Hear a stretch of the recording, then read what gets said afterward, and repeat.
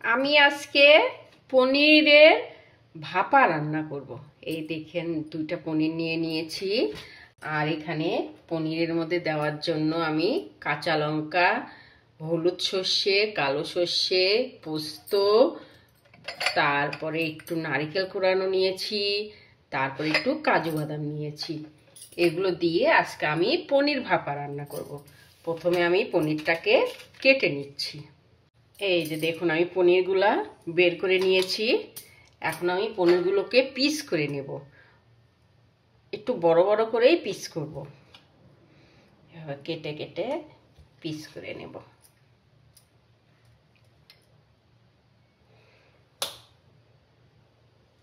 এভাবে আমি সবগুলো পনির কেটে নেব। এই যে আমি পনিরগুলো সব ছোট ছোট করে কেটে নিয়েছি। এখন আমি মশলাটা বানিয়ে নেব। মশলার জন্য আমি এখানে একটা মিক্সি নিয়ে নিলাম। এর মধ্যে মশলাগুলো গুঁড়ো করে নেব। প্রথমে আমি হলুদ সর্ষে দিচ্ছি, তারপরে কালো রঙের সরিষা, তারপরে একটু পোস্ত দিয়ে দেব। এটা শুকনায় আগে আমি একবার পেস্ট করে নেব। এই যে দেখুন আমি শুকনাটাই সুন্দর করে মিশ্রণ করে নিয়েছি।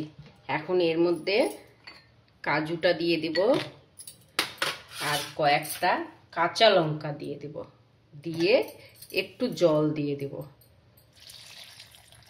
দিয়ে আমি আরেকবার এটাকে মিশ্রণ করে নেব। এই যে দেখুন আমার মিশ্রণটা সুন্দর শুকনা শুকনা হয়ে গেছে। এখন আমি এখানে একটা টিফিন বাটি নিয়ে নিয়েছি।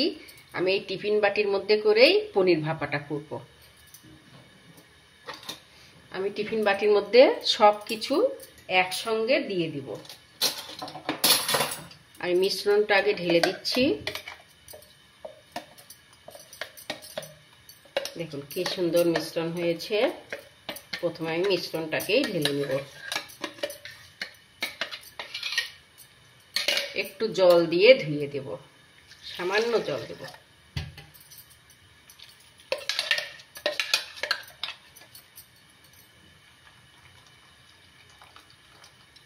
হয়ে গেছে। আমি এখন এর মধ্যে 1 চামচ লবণ দিয়ে দেব। 1 চামচ লবণ আর সামান্য হলুদ দেব।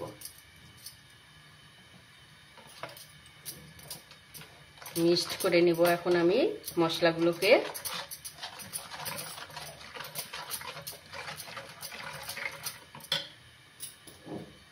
অল্প করে একটু সরিষার তেল দিয়ে দেব।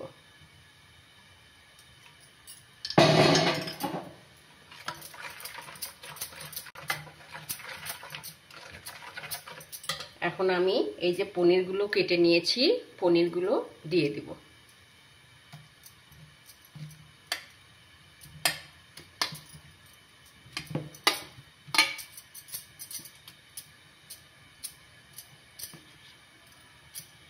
পনিরগুলো ভালো করে এর সঙ্গে মিক্সড করে নেব।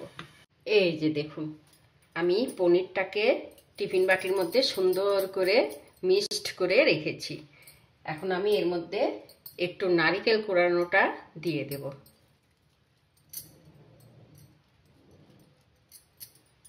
নারকেল কোড়ানোর স্বাদটা একটু ভালো আসে।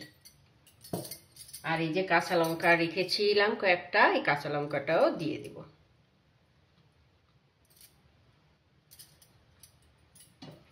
আর একবার অল্প করে একটু সরিষার তেল দিয়ে দেব।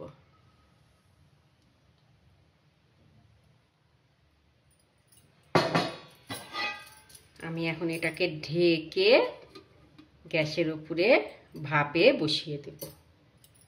এই যে দেখুন আমি কড়াইটা গরম করতে উঠিয়ে দিয়েছি, একটু জল দিয়েছি, একটা এখানে অ্যাঙ্কার দিয়ে রেখেছি। এবার আমি এই টিফিন বাটিটা ধরে এর মধ্যে দিয়ে দেব, দিয়ে গ্যাসটা ছোট করে ঢাকা দিয়ে রেখে দেব। আধা ঘন্টা রাখতে হবে, তাহলে ভালো একদম সুসিদ্ধ হয়ে যাবে। এই যে দেখুন আমার পনির ভাপা হয়ে গেছে। দেখুন আমি একটু মুখাটা খুলিয়ে দেখিয়ে দিচ্ছি। এই যে দেখুন কি সুন্দর হয়েছে, একদম সুন্দর লাগছে দেখতে। এইভাবে পনির ভাপা দিয়ে গরম গরম ভাতের সঙ্গে খেতে অনেক টেস্ট লাগে।